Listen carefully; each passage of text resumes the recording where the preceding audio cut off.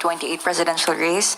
So the admin pushed for her impeachment to eliminate the frontrunner and that it's the intent of the president to stay in power. Siguro yan po ang nais niya maging naratibo, ipakita sa taong bayan, pero nawawala po yung issue patungkol sa kanyang accountability tungkol sa confidential funds at iba't iba pang mga complaints na napapaloob sa articles of impeachment. Siguro po nais din po natin malaman ang katotohanan at wag lapang pong magtago sa naratibo na siya yung frontrunner para sa 2028 presidential election. At sabi nga natin, kapag ikaw ay taong bayan, ikaw ay taong gobyerno at public servant ka, obligasyon mo na ipakita lahat at sagutin ang mga issue na kakapalooban mo o nasa kakasangkutan mo.